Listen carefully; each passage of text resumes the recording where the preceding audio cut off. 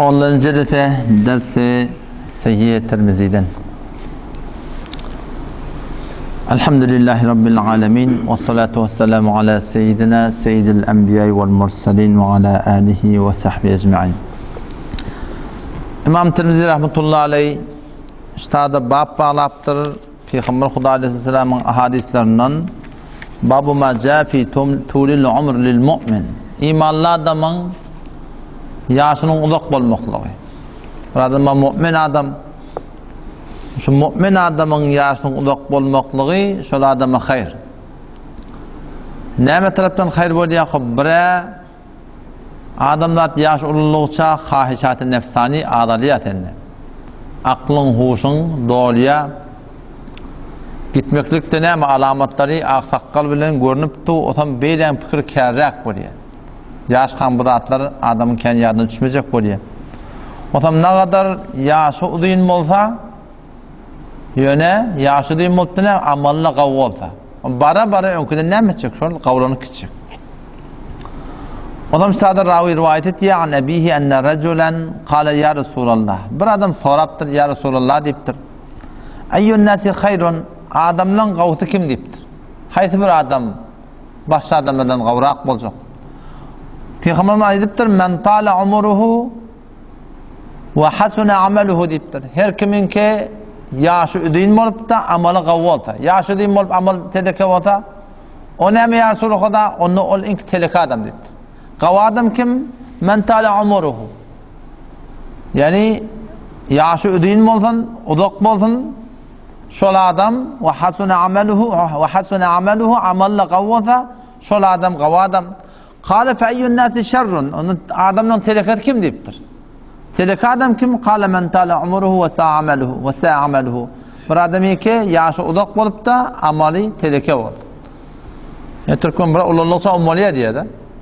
Ululuksa ilerlemeden mer gaytam gayrılaya. Oğlum şol adam telek adam diptir. Başka bir rivayette gediye iki doğan bilelikte musulman bolupdyr. Otam şu doğanın biri şehit bolýar. Otam o biri bir müddetden soňra şehit bolýar. Bağışla, o bir doğany bir müddet sonra öýde azalny öldürür. İki doğan biletde musulman bolýarlar, bir taýfadan gelýärler musulman bolýarlar. Otam biri şehit bolýar, o biri bir ýyldan sonra öýde azalny öldürür. Otam soňra şol iki nefer diýişde görýärler. Hem diýişde görlenne ýanky bir ýyl soňra ölen adam ol häki cenneti dogandan öwünçäk cennete girdi diye. Ama sahabe ýetip Peygamber Huda aleyhisselamyň ýanyna gelip şonu aýdypdyr ýa Rasulullah şeýle şol şehit bolanyň öwünçäk girdi. Halbuki biziň aramyzda hop şehit bir ulakan derejede, şundan ulakan derejede ihlas bilen öldürilen adam awwal qatra dökülenne ganynyň şo günahları ýuwulýar diye. Hatta şehidin hakkında şu kadar fazilet gelipdir. Bir adam belgili bolsa Peygamber Huda aleyhisselam şoň namaz jamatyny okuýup barmyşdyk. Meger bir adam boyun almasa, başga birini okuýarmyşdyk. Emma şehidin hakkında şu kadar fazilet gelipdir. Eşi imkan var şehidin belgisini de Hudaý Taala öýde berse bir amal dipdirler. Şu kadar şehitde bir derece var. Emma şu bir doğan atdy ýaş bilen ölen ýa-Rasul Hudaşy onuň öňçäge girdi. Peygamber tennitdiye on amalyny hesaplamaýan bir ýyl namaz okuýdy. Ne kadar tarava, ne kadar zikr, tilavet, de olar hesaplamayan mı dedi. Yani hesabet bir yıl uzak yaş bolup da gaw amal etmeklik bilen bir şehidin derecesinde ne üstün çıktan bolacak inşallah. Tamam şu taydan ol awwalky jeretlerde geçenki öten ýyl derslerde Allah Taala'dan ölüm dilemeler boldu. Haýta bir gynçylyk geldi, ölüm dilemelerden uzak yaşın olakan bir devlet elbette haýta bir kıyınçılığa düşsen, geçen şu tadat imanından korkyan, fitneye düşüp diyanatını hatırlat şamani korksan, şondan namaz okuyup ya namaz okuyman dua etden bolýar. Ya Rabbi Allah, eger men şu yaşamaklığım hayır bolsa, bana yaşamaklığımı mukadder et. Yok, ölmekligim hayır bolsa, Allah men gawlyk bilen janym alyp dua etden bolýar. İzin İmam Tirmizi rahmetullahi aleyh işte yine bab bağlaptır. Bab näme hakynda? Babu ma jaa fi a'mar hadhihi al-ummah. Şu ummatın ömrü neçe olacak? Şu ümmet Muhammed sallallahu aleyhi ve sellem'in ömrü neçe olacak? Peygamber ayettir, ömrü ümmeti min 60 sene ila 70 niptir.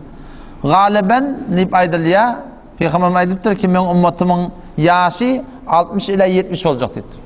Umumi suratında şöyle hayta bir adam 100 varsa 120 varsa belli adam manahim boluyor da yani umumi suratında şey 60 ve 70'in arasında bir de inşallah gidip yatıyor.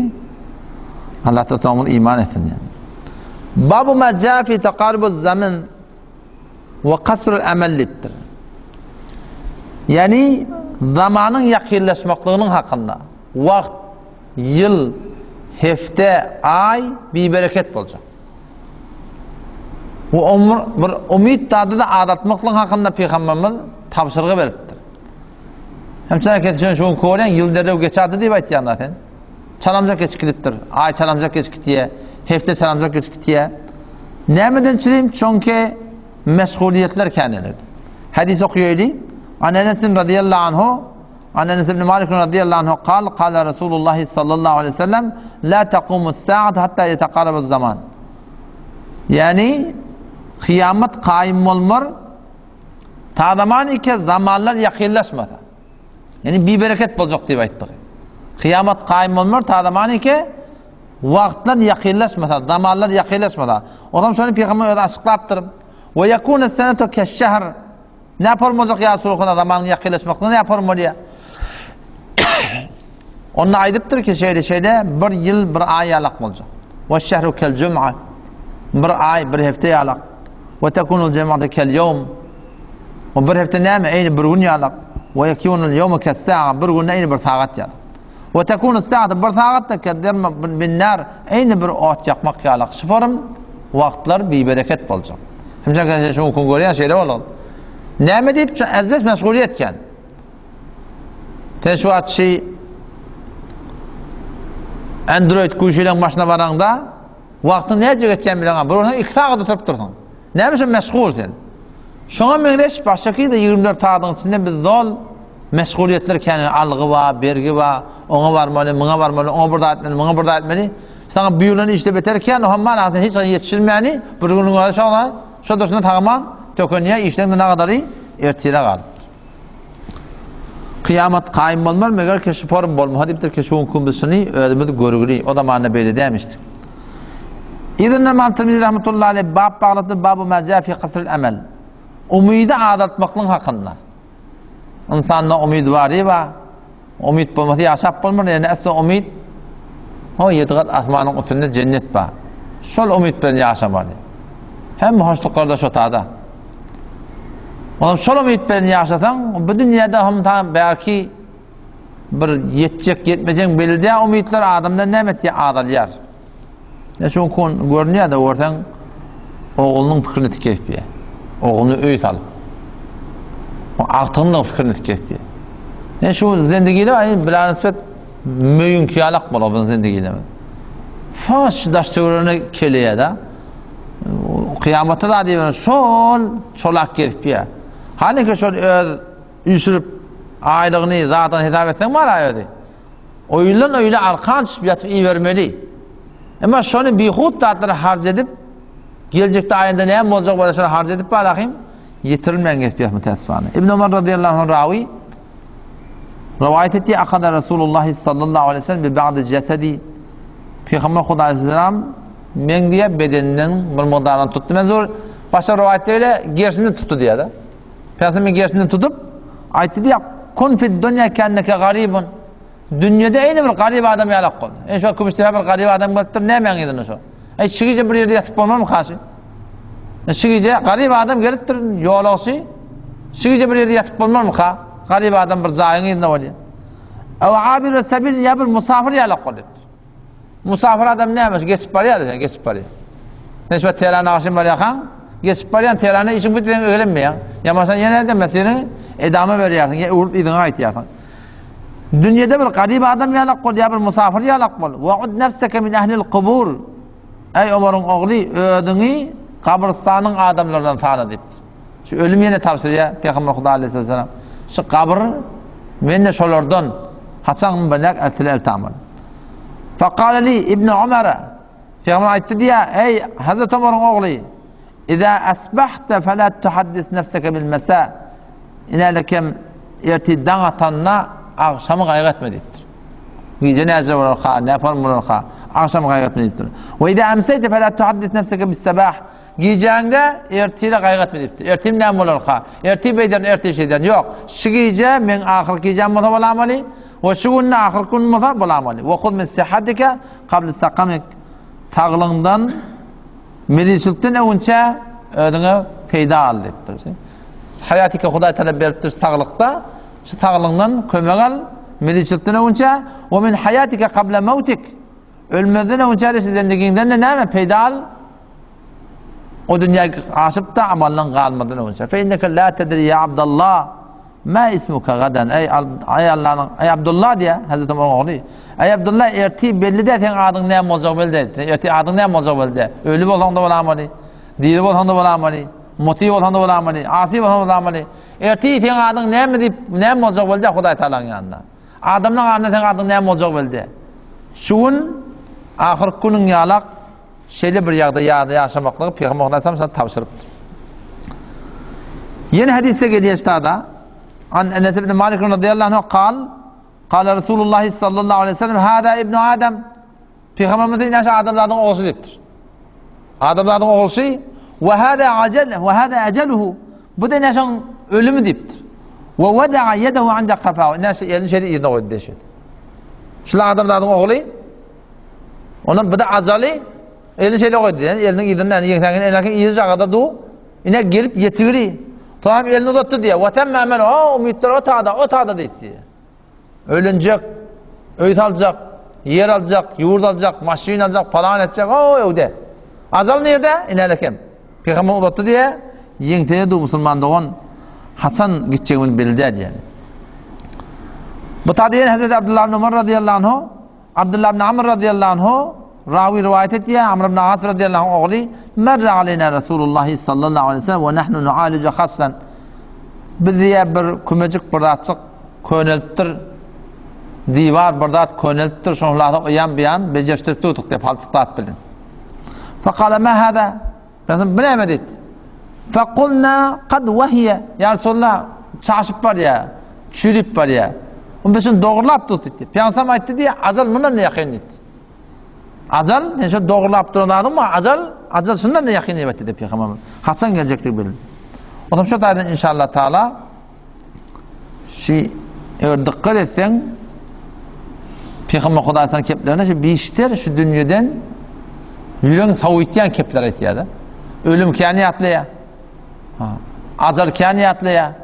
Dünyadan bir kadr kanaata kefayet edip ahirete kaygıtmaklıktan çıtayım malakim teşvik et ya.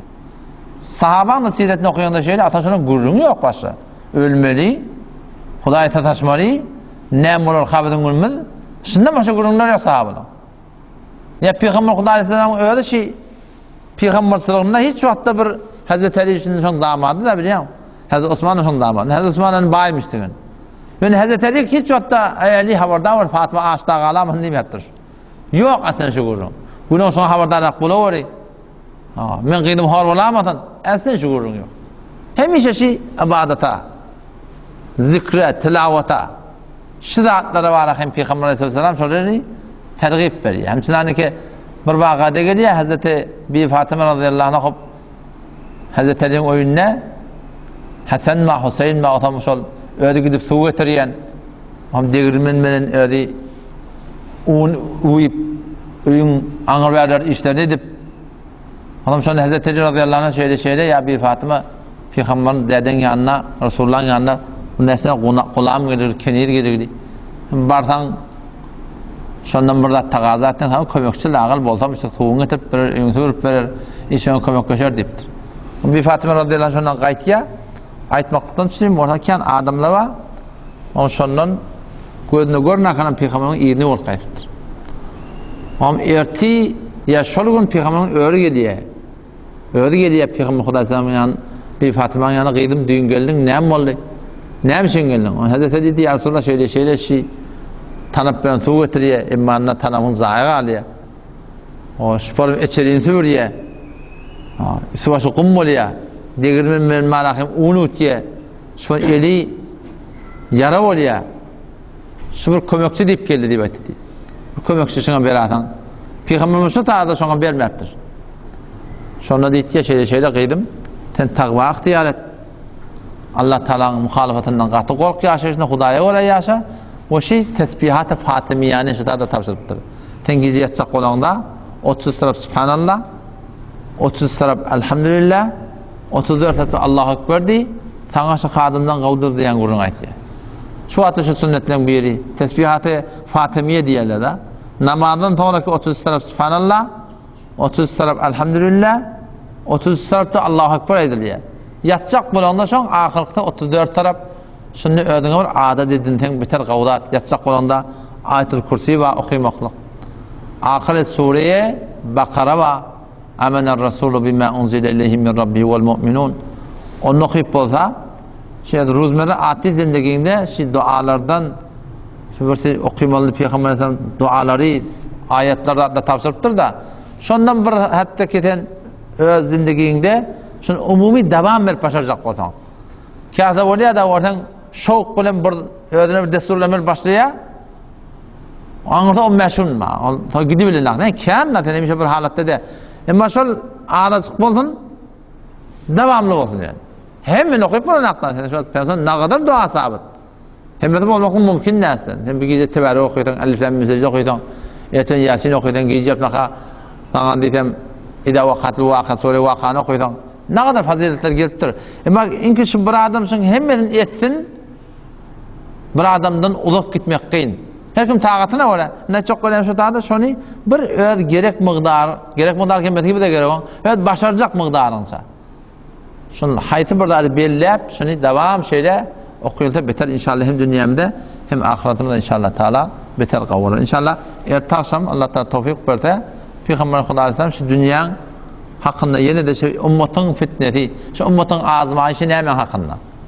Her ümmette bir azmayış bolupdur. Bir da çoluk gumrahiye çekipdir. Her vakti, her zamanla. Musa Aleyhisselam vaktinde cadugeri zat, şu milleti gumrahiye çekipdir. Şoňa mene her millette bir zatlar bolupdur. Hudaýyň ýoluna alqatdyr. Bu ümmeti alqalyanat näme? Dininden diyanatdan inşallah ertaşam onu gurun eder. Vesselamu aleykum ve rahmetullahi ve berekatuhu.